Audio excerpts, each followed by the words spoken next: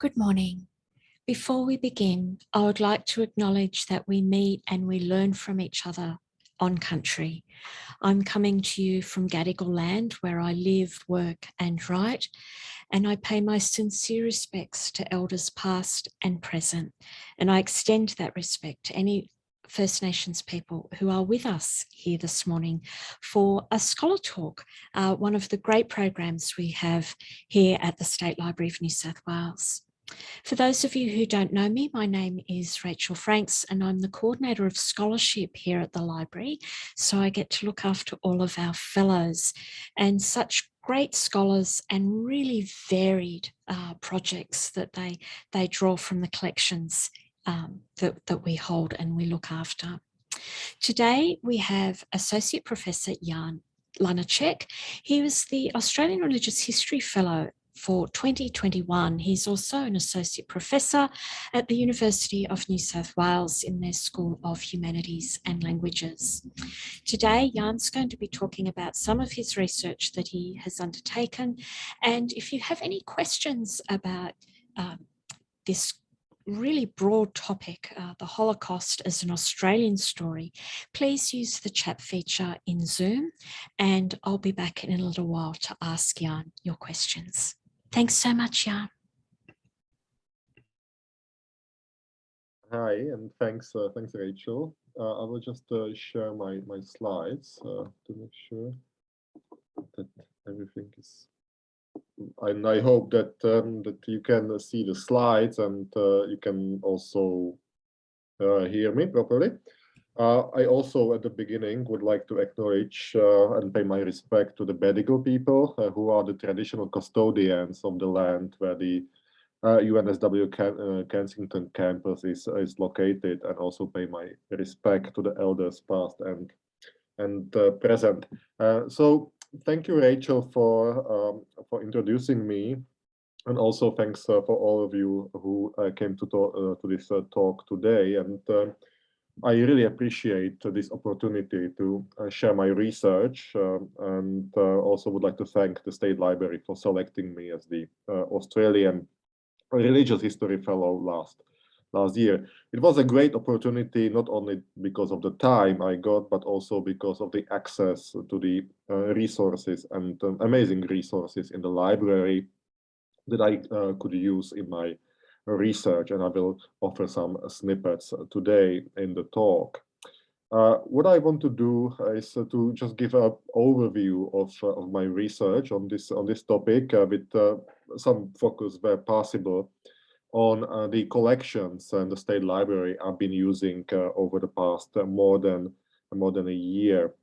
If I should very briefly introduce my research, the aim is to offer a new perspective on Australia's historical connections with the Holocaust, and I'm trying to do that by focusing on family networks between Australia and Europe before and during the war. And in this way, I'm trying to emphasize the intimate connections between both communities before and during the war. So just as a way of introduction to the topic and to my research and to the main, let's say, argument that I'm trying to pursue, I just want to start with a story which is relatively recent, although it's almost 6 years now, from Canberra, from the Australian War Memorial in Canberra, which in a way is a center of collective memory of both world wars in Australia. And in 2016, they unveiled a quite small exhibition in the center of the memorial that attempts to integrate the Holocaust into the memorial representation of Australian experiences during the Second World War. And quite interestingly, this relatively minor initiative met with opposition.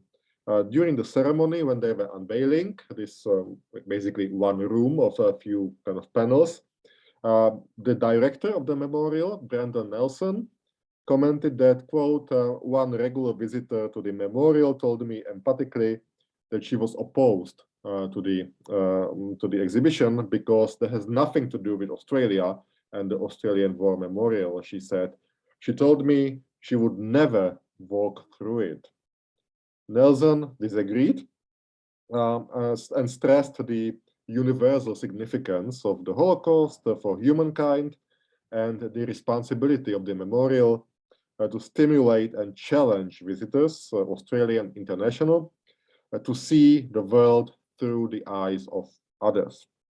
Yet, in a way, by stressing the fact that we need to see the world through the eyes of others, Nelson, perhaps unwittingly, reinforced the view that the Holocaust was a purely European or Jewish event without any concrete historical links to Australia and Australian population.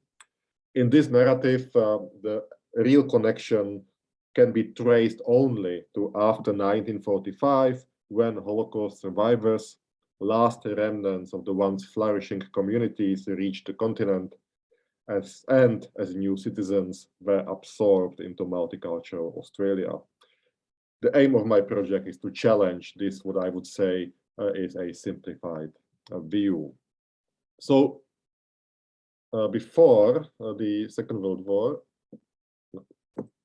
sorry, that's moving slowly. Before the Second World War, and despite quite restrictive immigration laws, Australia offered a refuge to a relatively high number of Jewish refugees or migrants, at least per capita, so proportionally. For example, more than Canada in absolute numbers, or more than New Zealand, which is not that surprising, but also more than the United States and Britain per capita. Historians have been unable to give a precise number, and the estimates oscillate between 7,000 and 10,000 Jewish refugees and migrants, most from Germany, Austria, but also pre-war Czechoslovakia and Poland, quite a huge number from Poland. And they came through various programs, and their personal circumstances, as well as strategies of migration and experiences, differed quite significantly, also based on their countries of origin. Most of them, however, had one common experience, that they rarely came as complete families, and the migration led to family separation. In 1946, in his novel Between Sky and Sea, the Melbourne-based Yiddish writer Herz Bergner depicts the fate of Polish Jewish refugees traveling early in the war from Greece to Australia, and they suffered during the long journey on a decrepit steamer from seasickness, lack of food and other resources, but also from homesickness and from a deep personal trauma that leads some of them to suicide. During the journey, one of the main characters, Ida, reproaches her lover, Nathan, for abandoning his wife and child back in Poland. And now I quote, when he heard her words, Nathan stopped, bewildered at a loss. He felt helpless, and it seemed to him as though someone had undressed him and left him naked among strangers. He had tormented himself enough. All the sorrows and persecutions of his people who had stayed at home were deeply etched on his uneasy conscience. Why had he run away as a coward? What had he done to deserve a good time when others were suffering so? How could he deserve better than his child? How could he deserve better than his wife, Feigele? And it's Nathan's words that remind us about the darker side of migration stories before the war, which in public perception often end with the happy end of arrival in the new homeland and the rescue from the clutches of Nazi Germany. But those who reached the shores of Australia before or early in the war, and you can see some of them in the slide, and who managed to save their lives from the Nazi genocide, they brought with them concerns about their communities and loved ones, including children, elderly parents, who remained back in Europe, and most of whom perished in the Holocaust. As I mentioned, most of those left behind were elderly parents, for whom it was often more difficult to migrate for obvious reasons, or siblings. But there were also numerous examples of nuclear families being separated. And this is something I want to give a few examples in a minute, just to give some real cases to this theoretical talk. Jewish refugees, as Bergner's text suggests, suffered from a trauma caused by the guilt of escaping from Nazi Europe, and this trauma often lasted until the end of their lives. But I want to emphasize that my research is not only about trauma, but also its aim is to demonstrate that those who arrived, those Jewish refugees and migrants who arrived before the war, did not remain passive in the face of Nazi persecution of their families and communities, that they were actively involved in the Holocaust. They applied for the admission to Australia of their family members, and once emigration became impossible, they tried to stay in touch with their relatives for as long as possible and try to support loved ones with money or with, for example, relief care packages from Australia.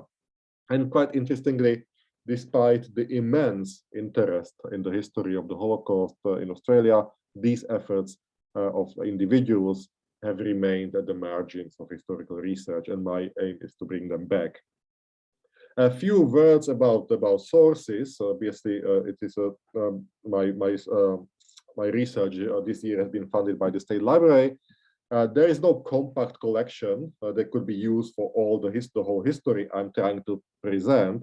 And my research often involves work with diverse types of primary sources, including published, unpublished memoirs and testimonies, official papers, documents from the National Archives of Australia, but also private collections of refugees deposited, for example, in the State Library.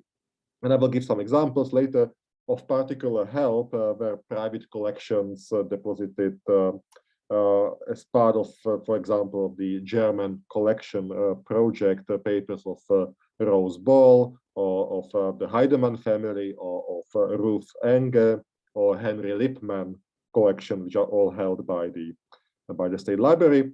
There are also other types of sources, such as photo albums of the Bernstein and Heidemann family, and I have some examples later. In general, one of the more specific examples of sources not connected to the library, in this case, I've been using, which may sound a bit surprising, but it's a really interesting source, tombstones. That may sound a bit bizarre, but it really is very helpful tool in kind of establishing, first of all, connections between family members, because they're often listed on the tombstone. And second of all, it is a really good example of the trauma that I was talking before, because those who managed to get to Australia, they often later established new families. But even after many decades, 50, 60 years later, after they passed away, they made sure that those family members who remained in Europe and who died in Europe were commemorated on their tombstone in Australia. And that also, at least in this very symbolic way, they could be reunited after their death, and that the names of their family members who perished in the Holocaust and who often they left before the war were commemorated in this way. So I can just give this example here. So now to the history itself I've been talking about. So pre-war Jewish refugees, as I mentioned, between 7,000 and 10,000 Jews came through official schemes. Most of them came through official schemes or programs with the support of Jewish humanitarian agencies, such as the Australian Jewish Welfare Society, who cooperated with the government in the selection of prospective immigrants. And they preferred, especially German and Austrian Jews, not only because they were persecuted, there was a feeling they are persecuted by Nazi regime, and thus they are in need of refuge, but also because they were seen as more easily assimilable than Eastern European Jews, especially Jews from Poland. But there was also the option of being sponsored by family members or friends when residents or citizens of Australia could submit applications on behalf of individuals or whole families who they invited to join them in Australia. And this scheme, this family relative scheme, brought into Australia a different demographic group of Jewish migrants, and many of them came from Poland in this kind of what we call chain migration. Michael Blackney estimates about 3,000 Polish migrants, mostly Jews, arriving between 1933 and 1939, which is quite a significant number.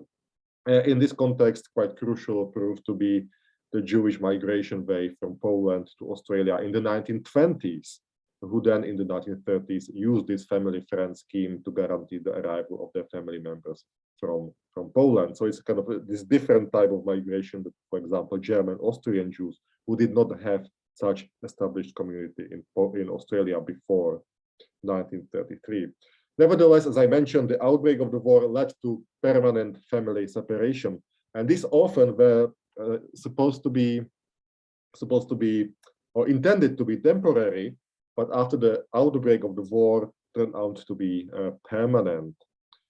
Again, there were diverse reasons for family separations. First of all, almost all recent Jewish migrants or refugees had at least some, often distant, relatives back in Europe, or members of their communities back in Europe, but I don't want to talk about these particular cases today.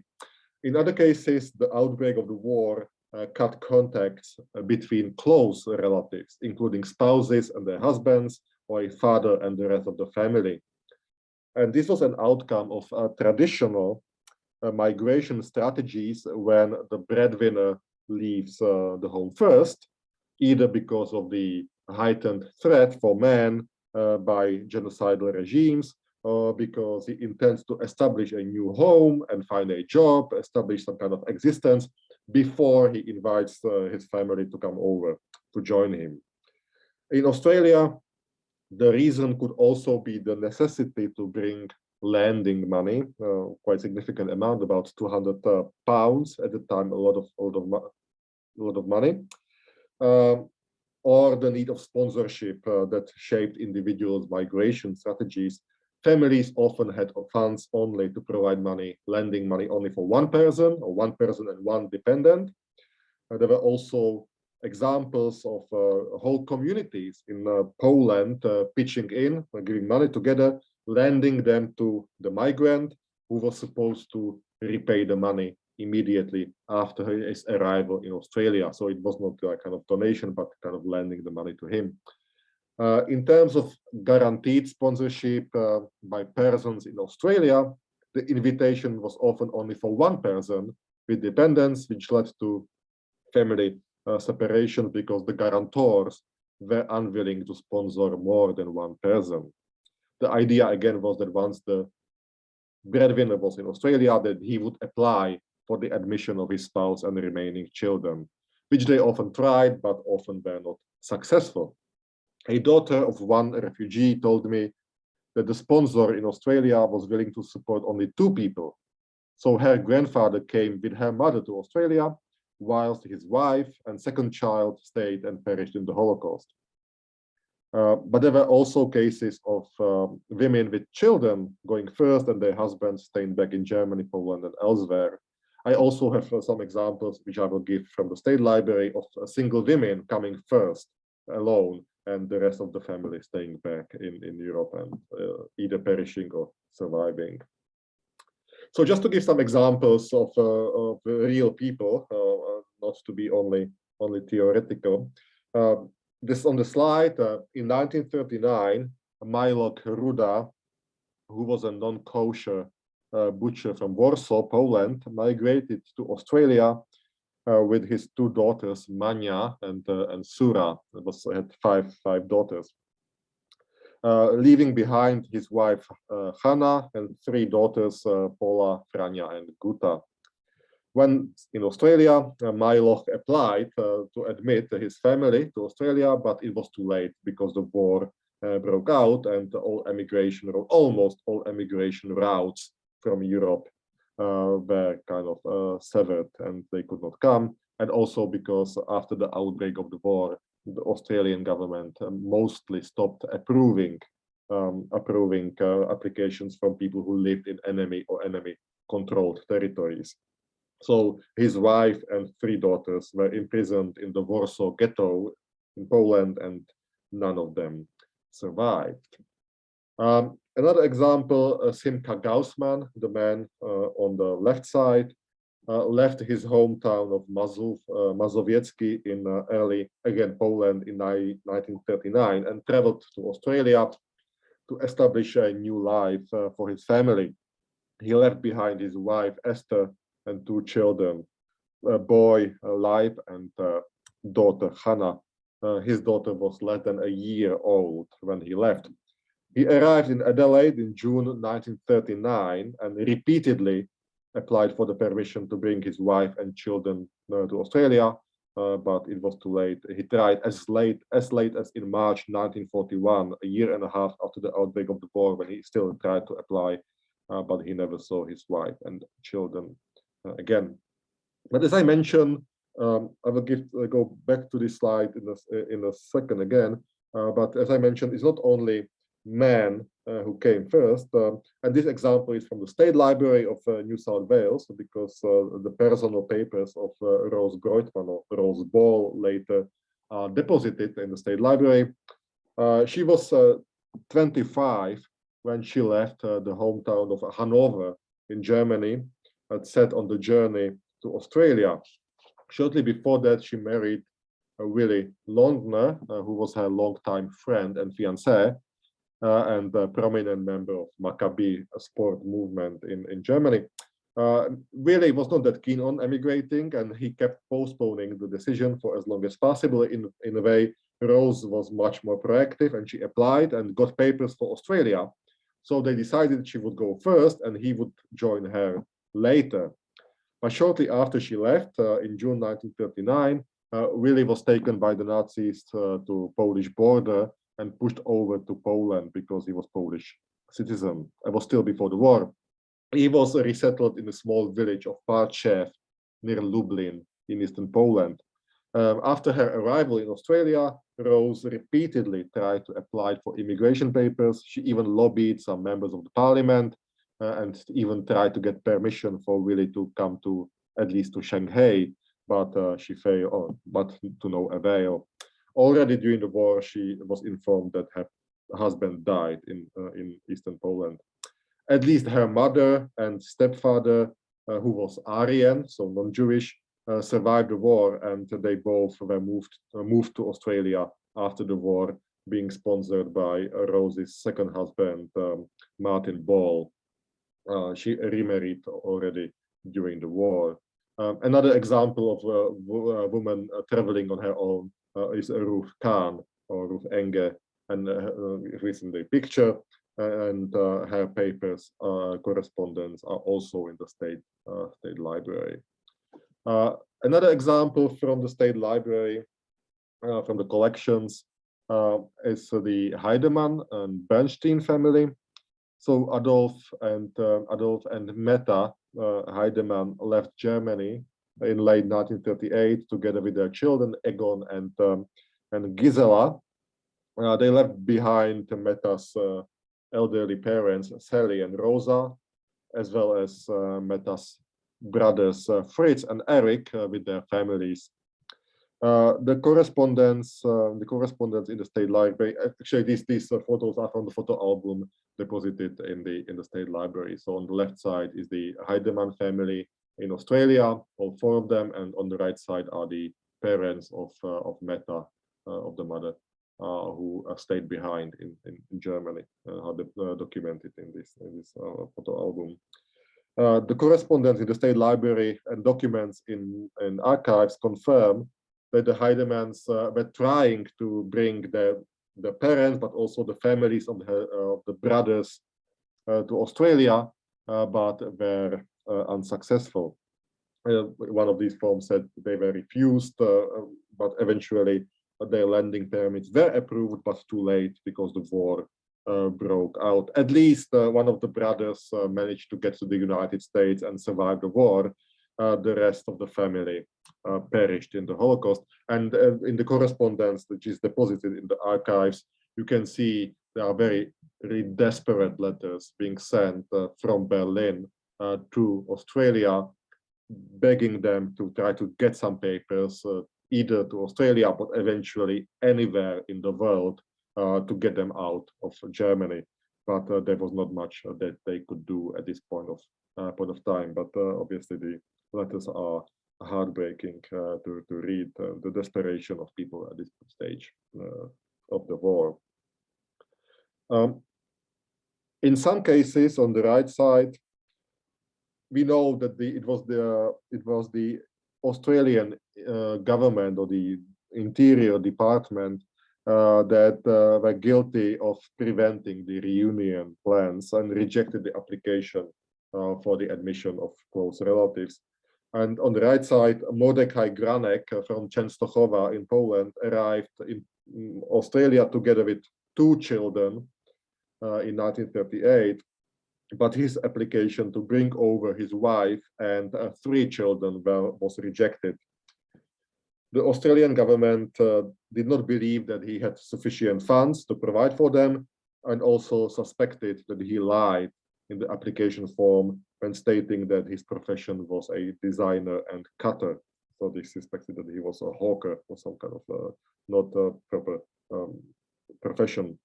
They concluded that Granek was of the type which certainly is not an asset to this country.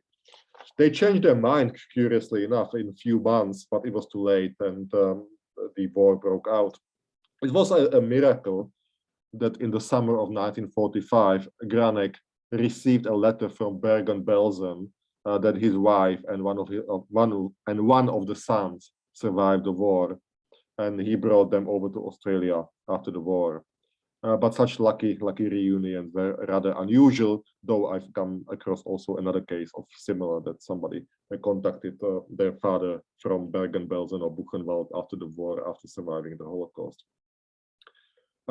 The final example which I want to give is not directly related to the argument I've been outlining so far, but it demonstrates the will and determination of individuals who try to escape from Europe and join their family members in Australia against all odds. It's one of the more fascinating examples. Unfortunately, still trying to find out more about this particular story.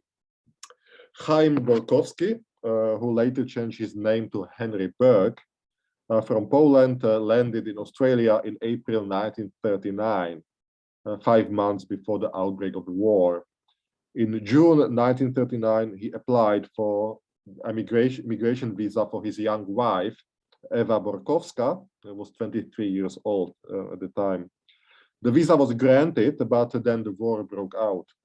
Eva escaped from Poland to Kaunas in Lithuania, where she received the visa from the British consul in April 1940. She traveled on her own, probably, across Russia or the Soviet Union to Vladivostok in the east, and from there to Japan. In February 1941, she left Nagasaki and later that month landed in Sydney. After the war, Henry and Eva brought over to Australia some of the last survivors of their extended families. And it's quite interesting that one of these survivors wrote memoir, and she was a small child before the war, but she remembers that in 1940, when she lived in Kaunas, that a young lady came there with 2 men, and that she was the wife of her uncle who was in Australia, and she was traveling from Lithuania to via Japan to Australia. And she still remembers, she's still alive, she still remembers it, that they came there. She was about 9 or 10 years old before the war. So there are really fascinating stories still in the community, and many of them are not that well known, unfortunately. So that was before the war started. But what is important for my project is that although after the outbreak of the war, any new attempts to bring family members over to Australia became almost out of question, it does not mean that all contacts between family members stopped with the outbreak of the war, though any direct postal connection between Australia and enemy territories was not just censored for obvious reasons. It actually, in fact, became it was illegal, it was prohibited to send postal communication from Australia to Germany or German-controlled territories. But people found a way to communicate, again, showing the active attempts to stay in contact, showing the active attempts to help and to find out about the fate of the loved ones back in Europe.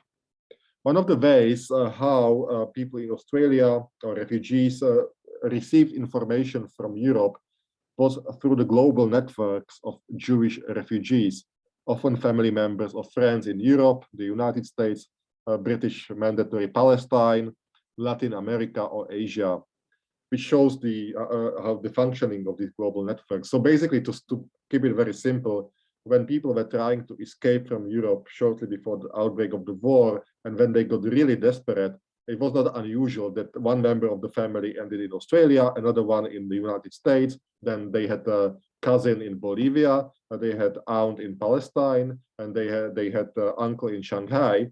And all these people, all these networks remained in contact during the war, communicating with each other.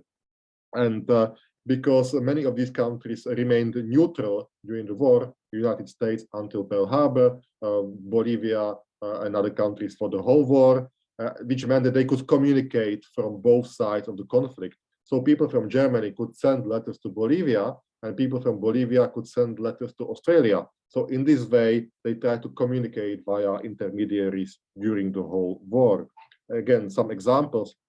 Zygmunt Danziger, the man in the image on the left side, born in 1912 in Krakow in Poland, what's Poland today, at the time was Austria-Hungary, had settled in Sydney in 1929.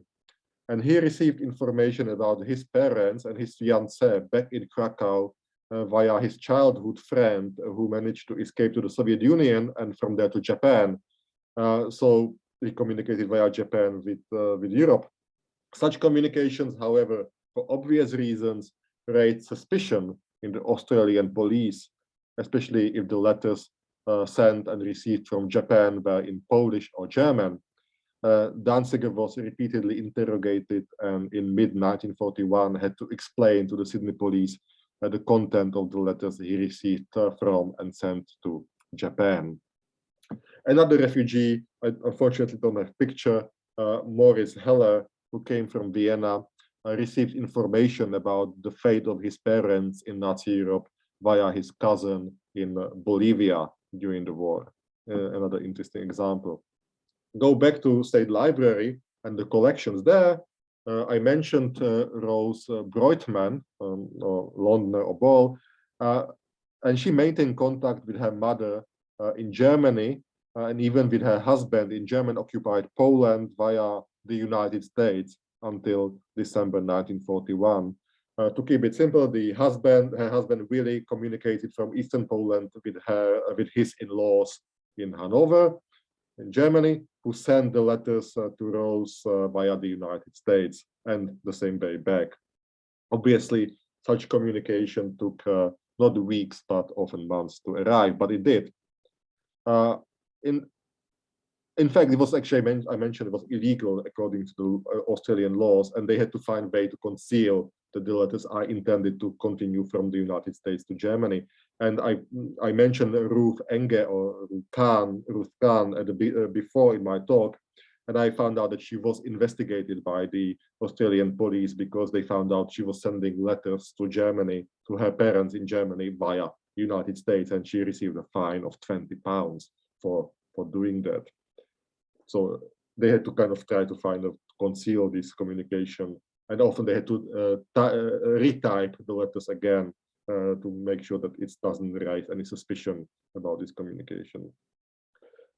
If I go again to the collections of the State Library, sorry, these are the letters that Rose Ball was receiving from her husband and from her parents in Germany and Poland during the war. Quite specific example of those who had more access to communication with Europe, and it's quite ironic example, were Austrian and German Jewish men who arrived in Australia on HTM Danira as enemy aliens in 1940. About 1,800 Jews who were detained by the British after the outbreak of the war because they were of German nationality, were sent to Australia in 1940 after Dunkirk. And they were detained for more than a year in the Hay and Tatura camps in the outback of New South Wales and Victoria. But ironically enough, they were treated as prisoners of war, as German prisoners of war, although they were Jewish, which gave them the right, as the only group in Australia, to communicate directly with their family members in Germany without restrictions, because that was the right given to the prisoners of war. The State Library holds the papers of Henry Lippmann, the man on the picture, containing a large number of correspondence with his parents and the young brother in Berlin, which continued until the moment when his parents and brother were deported from Berlin to Warsaw Ghetto in April, I believe, 1942. And those are very detailed letters, as you can see from again, the image I've uploaded here. So this was this kind of way of communicating. Another common way to maintain contact was via the Red Cross, Australian Red Cross, and Thomas Cook Company in Australia. These contacts were facilitated by the German and Polish Red Cross and by the International Committee of the Red Cross, which allowed people to send 25 words messages even between belligerent countries, so even between Australia and Germany, Australia and Poland. Obviously, it was very challenging to condense the gist of the message into 25 words, and it mostly functioned, I would say, as kind of sign of life, that people are still alive, or that they were at the point when the message was being sent. And those who received the message in this way were allowed to respond on the same form back to the sender. So again, it was very highly irregular service. Not much is actually known about this, and the collections in the State Library were really helpful in this context, as I will mention, or we can go back to this topic later in the Q&A. So again, just to give a few examples, Hermann Geist, I hope you can see the picture on the right side, because I can see only myself, the camera, but I hope in your case it displays, who came from Poland and settled in Sydney in 1939, was able to contact his parents and sister in the Kutno ghetto in occupied Poland, though he received only one response stating that they were all healthy, but asking him for money. The second message was returned after many months, with a statement that the location of the addressees was unknown, and with the greetings, Heil Hitler. Geist's family was most likely among some of the first victims of the ghetto, Chelmno death camp in 1942. Geist was at least able to visit the place much later in the 1990s and say Kaddish for his murdered family members. Message also arrived, for example, from the Warsaw Ghetto, the largest ghetto established in occupied Poland all the way until 1942. Example here, Hendla Koppel contacted her relatives at Oxford Street in Sydney. So it's something kind of shocking for me personally to see this message being sent from the Warsaw Ghetto, the kind of symbol of Nazi genocide against the Jews, directly to the Oxford Street in Sydney in 1941. The message says, "Dear sisters, we, together with mother, are all healthy. If possible, quickly send underwear, clothing, food. Please write Eva, Max, Regina, kisses from Zygmunt." Or to go back to example of what I mentioned, the Ruda family, also from Warsaw, send a message, when they send the message, we are in dire material conditions. Mother lost her sight. We plead for any help as soon as possible. We all live together. We are waiting for help and the news. Regards. And this message is sent approximately 2 months before the Warsaw Ghetto was liquidated and most of the inmates were sent to Treblinka death camp. So in general, these messages convey desperate pleas of ghetto prisoners utterly dependent on outside help in the struggle for survival. It often took months before the short messages reached the addressees in Australia, which only increased the desperation of both the senders and addressees. In May 1942, Rosalie Hirschel, desperate to hear from her son Kurt, sent him another message from Berlin to Melbourne. Quote, months without news, still here, healthy, hope you too. Live here without friends, afraid of the future. I long for you. But this type of correspondence, if I go to a state library collection again, could also reveal some important details, not only well wishes or some benign information. So Rose Breutmann, who I already mentioned, was able to stay in contact with her mother and stepfather back in Hanover for most of the war because her father was non-Jewish, so he had certain privileges. And they informed her via the Red Cross about the death of her first husband, Willie, in Poland through this channel. On the other hand, Rose could inform them about her marriage to Martin Ball, the second marriage to Martin Ball in Sydney, and also about the birth of their first child already during the war. But there are still many questions which remain open about this type of correspondence, especially in relation to people in occupied Poland, how often they could communicate, how difficult it was to use this channel. Obviously, apparently, at least from the sources that I have available, from Germany, it was a bit easier than from other parts of the occupied territories, and especially the collection of Rose Breutmann or Rose Ball and Ruth Enge contain a kind of compact collection of these letters, which is incredibly helpful for my research. To the final topic, because I'm aware of the time, so I may need to skip some small details, but I still want to get to some minor points. These contacts were not only about sending information. Those who came to Australia were also attempting to support or to help their relatives and friends in one way or another.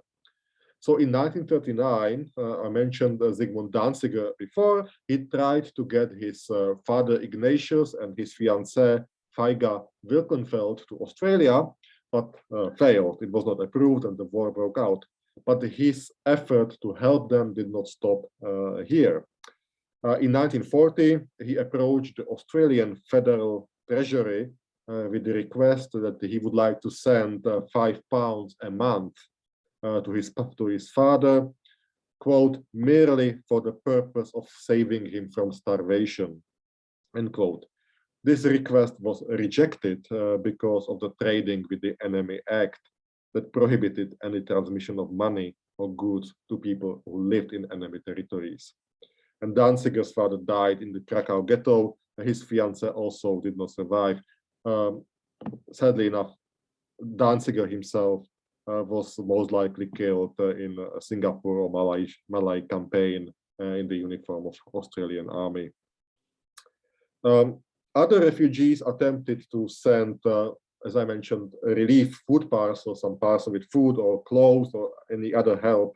Again, it was prohibited because of the Trading with the Enemy Act, and it was only in late 1942 when the British government, which was in charge of the economic blockade of Nazi Germany, permitted small humanitarian program when Jewish organizations could send a limited number of food parcels, mostly with cans of sardines, from Portugal, from Lisbon, to Nazi-occupied Poland, to the ghettos.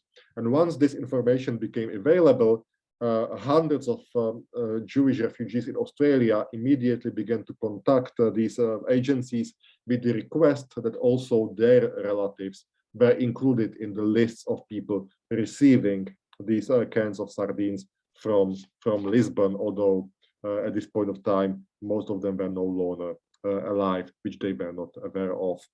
We have very limited correspondence in this context that we could rely on, but some of the letters that survived reveal the desperation of those who were trying to help, but also the hope that the proposed scheme finally offered an avenue to support their close relatives back in Poland, and that they finally could do something even from Australia. I mentioned Simka Gaussman before, and he contacted, in this context, the Board of Deputies of British Jury in London in June 1933. A quote from the letter: "I have a wife, Esther Leah Gaussman, with the address, and 2 children, Leib and Hannah. I would like to give them any possible financial help, a food parcel, a clothing parcel. I'm in a good position and money does not matter to me if it only can help my family." You can imagine in what conditions a young woman and 2 little children in Nazi-occupied Poland lived.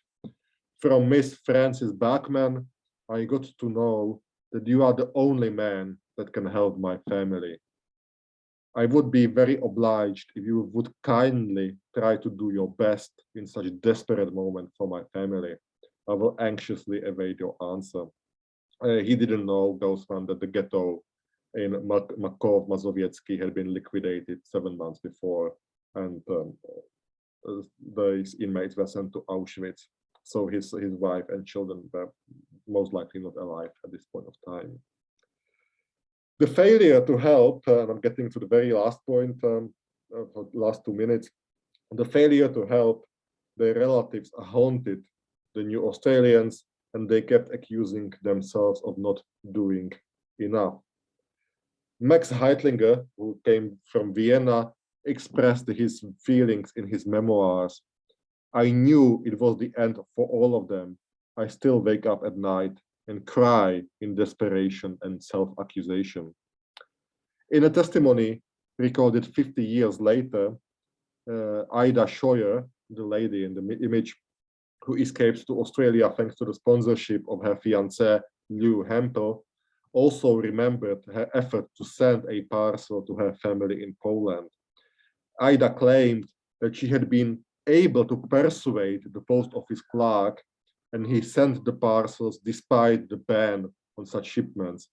This is highly unlikely, and she probably invented the story, but it shows that she was trying to prove she did her utmost to support her family, and that she was not kind of resting even at the point when the official law prohibited such communication. These feelings of guilt impacted on new Australians for the rest of their lives. In an excellent book, Bernard Marin described a very complicated relation he had with his father, who came as a 16-year-old boy from Warsaw to Australia, but his parents and brother stayed back and died in the Holocaust. Marin was never able to talk about the family history, which is quite common in this case, and had a very strained relation with his son, who was born after the war. Only after his death, his son fully realized what troubled his father. It's strange. I guess he wasn't really a survivor because he wasn't there, but he lost more than most people ever do. Almost everything he knew as a child or his family in one way or another, but he was saved. I can't imagine how that must feel. For my father, there was nothing but a silence that only became thicker as the years passed. He was the lame child, sitting in silence and hearing in his head the echoes of that strange, faraway music. It was a silence he chose. It was also a silence that chose him. So these stories that I briefly presented today offer a slightly different perspective on Australia's connections to the Holocaust. These new Australians were directly invested in European events, although they lived on the other side of the globe. And the documents I'm working with, also in the State Library, focusing on family networks and efforts, offer more intimate insight into Australia's connections with the Holocaust. And they show that the Holocaust was also part of our history, and not just a story of one community. here or overseas. Thank you.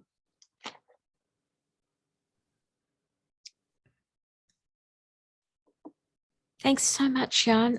An extraordinary amount of labour can be seen in that research today. So thank you very much for sharing it with us. If you have any questions, please just use the chat feature in Zoom. We do have a couple of questions coming in.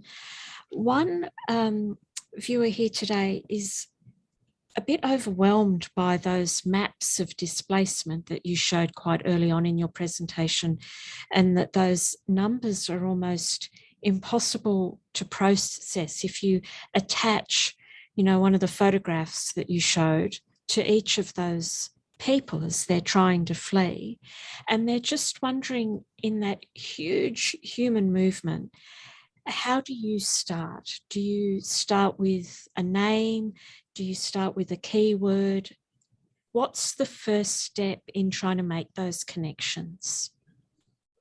Thank you. That's a really excellent question, actually, in a way, and it goes back to the whole way how the project started. I kind of, before starting researching this topic, I did not think there was anything interesting about Australia and the Holocaust, because Australia was on the other side of the globe, so there was no relevance. But when I was working on completely unrelated, completely different project on food parcels being sent to ghettos, I came across a collection of names when the people in Australia were submitting the names of their relatives back in Poland, saying that if they could receive parcels in these programs as well.